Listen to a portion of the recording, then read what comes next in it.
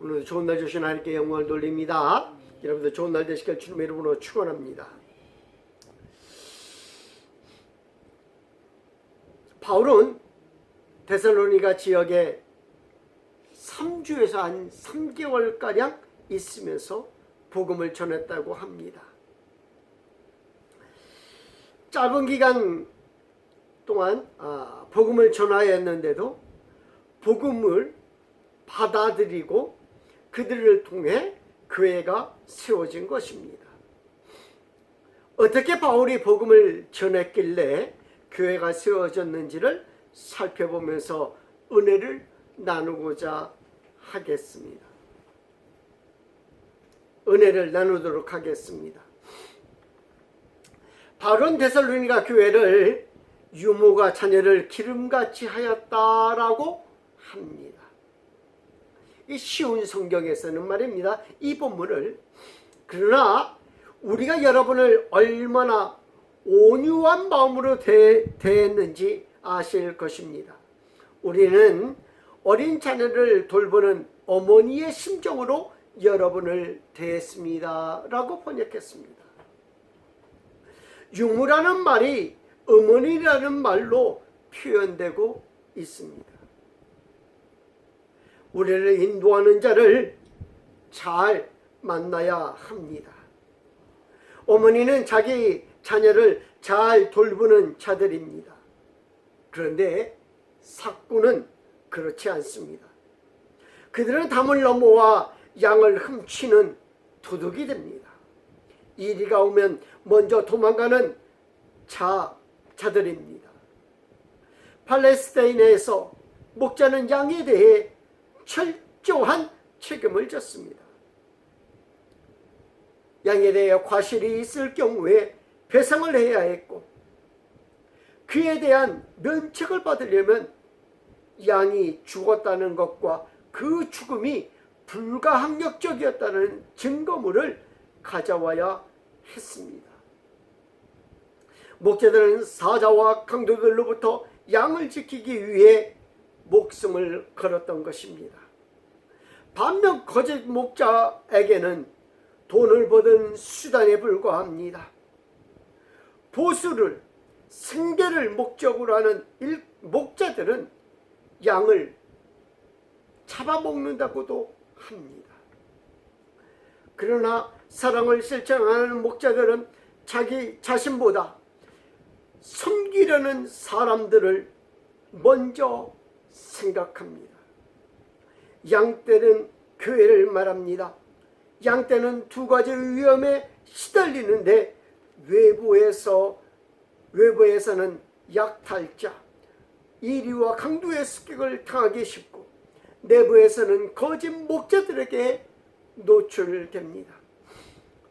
소명을 출세의 수단으로 생각하고 성금의 수단으로 생각하지 않는 거짓 지도자들의 훨씬 더 위험한 것입니다. 그들은 마치 소경이 소경을 인도하는 격이 되고 맙니다. 그들은 자기만 웅덩이에 빠지는 것이 아니라 다른 이도 웅덩이에 빠지게 하는 것입니다. 어머니처럼 돌보는 목회해야 한다는 것입니다. 자녀처럼 돌봄을 받아야 한다는 것입니다. 가장 강력한 이빨을 가진 악어를 생각해 보시기 바랍니다. 얼마나 포악한지 말로 표현하지 않아도 알 수 있을 것입니다.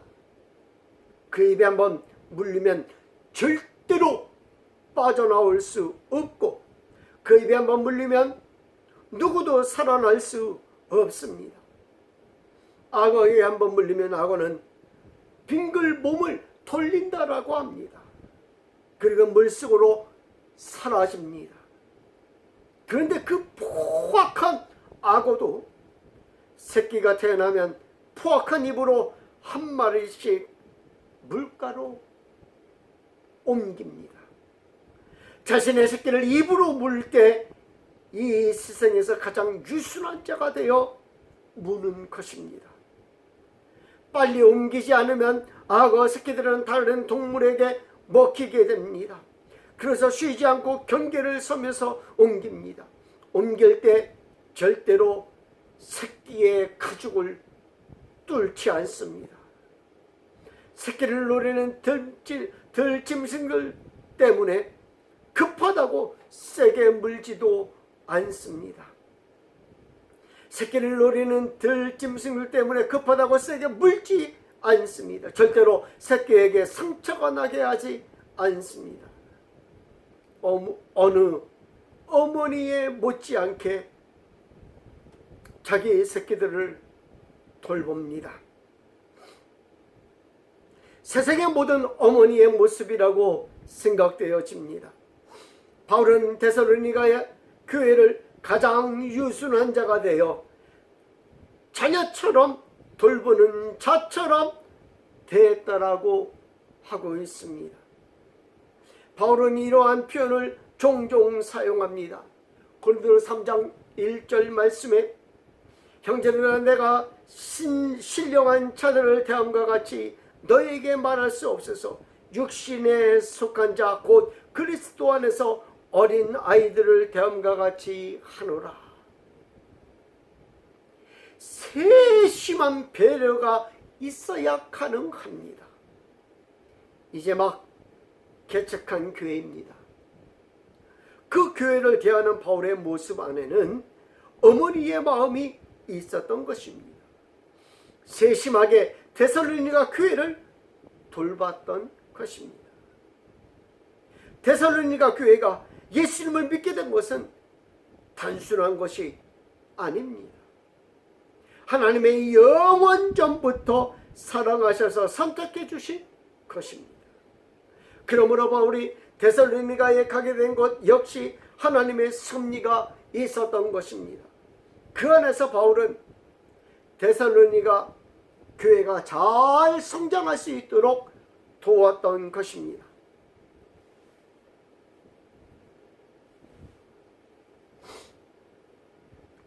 아이에서 장성한 분량에 이르기까지 돌본 것입니다. 특히 바울은 데살로니가 교회를 돌봄에 있어서 그의 생명까지 아끼지 아니하였다라고 고백하고 있습니다. 8절 말씀에 우리가 이같이 너희를 사모여 하나님의 복음뿐 아니라 우리의 목숨까지도 너희에게 주기를 기뻐함은 너희가 우리의 사랑하는 자 됩니다. 오히려 바울은 자신에게 눈이라도 빼어주려고 했던 교회의 믿음을 칭찬했습니다. 그만큼 바울은 개척하면서 그의 생명까지 내어주는 열성을 보였던 것입니다. 바울은 그 세심한 배려를 이렇게 감당했다고 합니다. 11절 말씀에 너희도 아는 바와 같이 우리가 너희 각 사람에게 아버지가 자네에게 하듯 권면하고 위로하고 경계하노니. 권면하고 위로하고 경계했다라고 바울은 말해주고 있습니다. 바울이 이렇게 권면하고 위로하고 경계할 수 있었던 것은 그들을 너무나도 사랑하였기 때문이다 라고 말합니다. 그럼 바울의 권면은 무엇입니까? 바울은 많은 교회들에게 권면합니다. 바울 서신 곳곳을 보게 되면 말입니다. 그 모든 교회들에게 바울이 권면하는 모습들을 보게 됩니다. 그러면 데살로니가 교회에 권면하는 바울의 모습은 무엇입니까? 처음 세워진 교회입니다. 모든 것들이 새로웠을 것입니다. 아무것도 체계가 잡혀있지 않은 교회입니다. 이런 교회는 자칫 잘못하면 사공이 많을 수도 있습니다. 이런 교회는 좋은 아이템을 찾아다니기도 합니다.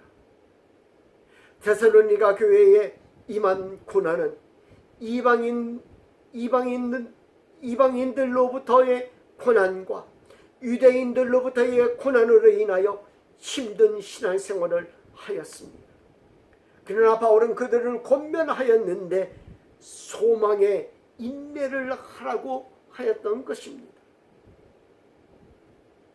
소망의 인내는 예수 그리스도의 재림을 말하는 것입니다. 지금의 고난이 힘들고 견디기 어려울지라도 견뎌야 합니다. 예수님이 이 세상에 다시 오시면 우리 모두를 천국으로 데리고 가실 것입니다. 이 세상의 고난도 끝난다라는 소망인 것입니다. 데살로니가전서 1장 10절 말씀에 또 죽은 자들 가운데서 다시 살리신 그의 아들이 하늘로부터 강림하실 것을 너희가 어떻게 기다리는지를 말하니 이는 장래의 노하심에서 우리를 건지시는 예수시니라. 정말로 데살로니가 교인들은 예수님의 오심을 고대했던 것입니다. 이 권면은 그들을 소망의 인내로 신앙생활할 수 있게 한 것입니다. 신앙의 경주를 할 수 있게 한 것입니다. 이것이 그들이 소망할 수 있게끔 한 것입니다. 예수 그리스도의 재림을 소망할 수 있게 한 것입니다. 또한 바울의 위로는 무엇일까요? 우리가 더 이상 죄의 노예가 아니라는 것입니다. 비록 전보다 정결한 삶을, 세상적으로 볼 때 자유함이 없는 것처럼 보입니다.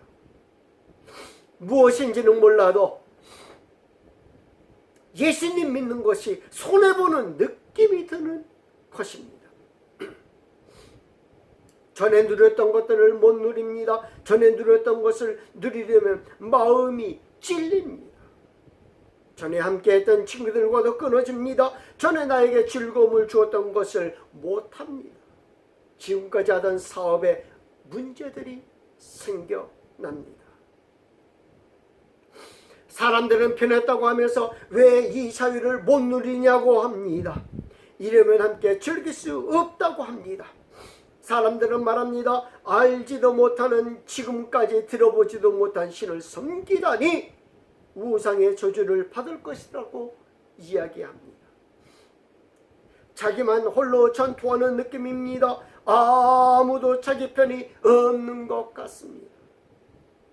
바울은 위축되고 소망이 없는 것 같은 삶 가운데서 그들을 위로합니다. 지금의 고난이 끝이 아님을 말합니다.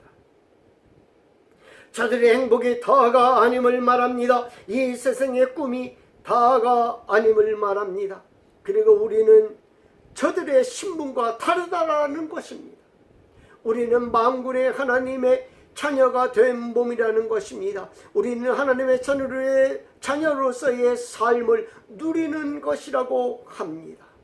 하나님이 우리를 홀로 두지 않으시고 영원히 함께해 주신다라고, 나와 동행해 주시겠다라고 하시고 성령으로 우리와 함께 하신다는 것을 알게 하십니다. 하나님이 함께 하시는 삶은 결국에는 승리의 삶이 되게 하십니다. 합력하여 선을 이루게 하십니다. 우리 예수님을 믿는 사람들에게 있어서 가장 큰 위로는 무엇일까요? 하나님이 우리와 함께 하신다는 것 아닐까요? 예수님이 우리와 함께 하신다는 것 아닐까요? 성령님이 우리와 함께 하신다는 것 아닐까요? 성도 여러분에게 이와 같은 위로가 있기를 축원합니다. 마지막으로 바울의 경계는 무엇일까요? 바울은 처음 예수님을 믿는 자들에게 무슨 경계를 하라고 했을까요? 당시에 로마 시대가 가지고 있던 사상에서 알 수 있을 것입니다. 당시 로마가 가지고 있던 사상은 다원주의적인 사고를 가지고 있었습니다. 다원주의적 사고는 헬라 문화의 여러 신들을 함께 믿는 것입니다. 어떤 신은 잘못된 신이라고, 우상이라고 하는 사상이 잘못된 것입니다. 나의 신만이 유일신이어야 라는 개념이 잘못된 사상이었던 시절입니다. 제우스를 믿으면 큐피트와 헤레를 믿어야 하고, 그 와중에 바다를 주름잡는 포세이돈을 믿어야 하는 사상입니다. 자신의 것만 믿는 것이 아니라 동양과 서양 그리고 아프리카의 모든 종교를 다 믿어야 하는 사상입니다. 요즘으로 말하면 예수님만 믿어야 구원을 얻는다는 것이 아니라 예수님 안에 구원이 있다면 붓다 안에도 구원이 있고, 알라 안에도 구원이 있고, 코끼리를 믿어도 구원이 있다고 믿는 것입니다. 종교를 배척하는 것이 아니라 너희의 종교를 인정해 줄게, 너희의 문화에서는 그 종교가 구원을 주는 것이니 나의 종교를 인정해 줘 라고. 너희의 종교에서 구원을 얻고 해탈하는 것이 우리 종교에서 말하는 구원이야 라고 말하는 것입니다. 그러나 이는 기독교의 사상과는 너무나도 차이가 있습니다. 요즘에도 다른 종교와 어울리지 못한다는 말을 종종 듣습니다. 다른 우상을 믿는 종교는 우리가 종교로 인정하지 않기 때문입니다. 기독교가 로마에서 배척을 받는 이유 중 하나이기도 합니다. 유일신만 믿었기 때문입니다. 다른 종교는 인정하지 않았기 때문입니다. 그러면 다른 이들과 어울릴 수 없었기 때문입니다. 그래서 옥자는 우상들 옆에 십자가를 놓기도 합니다. 옥자는 우상들을 섬기면서 교회를 함께 다닌 것입니다. 이를 바울은 이렇게 말합니다. 경계해야 한다고 말합니다. 우상은 어떠한 것이라도 만들지 말며 섬기지 말라고 한 말씀을 어긴 것이기 때문입니다. 또한 경계해야 할 것에 대하여 바울은 말합니다. 유사종교, 이단을 주의하라는 것입니다.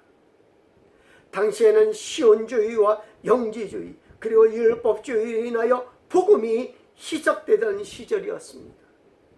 초기 복음이 정착되던 시기였기에 순수한 복음만 전해졌을 것이란 오해는 금물입니다.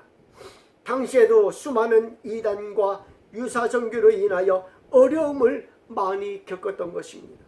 아울러 바울은 선줄로 알거든 넘어질까 주의하라고 했습니다. 고린도전서 10장 12절 말씀에 그런즉 선줄로 생각하는 자는 넘어질까 조심하라. 신앙의 교만함입니다. 다른 사람들의 넘어짐을 보면서 성경의 넘어짐을 보면서 우리는 경계로 삼아야 한다라는 것입니다. 그들과는 달라 나는 구원받은 하나님의 자녀야 라면서 자신 있어 하면 안 되는 것입니다. 성경은 사탄이 우는 사자와 같이 옴깃자를 찾아 헤맨다라고 말해주고 있습니다. 언제 어디서 우리를 넘어지게 하는지 알 수 없기에 우리는 늘 경계해야 하는 것입니다. 특히 어디서 우리를 넘어지게 하는지 알 수 없기에 우리는 늘 경계해야 하는 것입니다. 특히 바울은 권면하면서 아비의 마음으로 권면했다라고 말해주고 있습니다. 아비의 마음은 때로는 엄하면서도 때로는 자애로운 모습을 보이는 것이, 바울이 때로는 어머니처럼 아비처럼 자녀를 양육하듯 가르친 이유는 무엇입니까? 하나님의 나라에 합당하게 행하게 하기 위함입니다. 과거의 모든 습관과 관습을 버리고 하나님의 나라에 합당한 자로 자라나기를 바라는 마음입니다. 하나님의 나라에 합당한 자로 자라기 위하여 말씀으로 훈련받고 말씀으로 든든해지는 성도로 자라나기를 축원드립니다. 기도하겠습니다.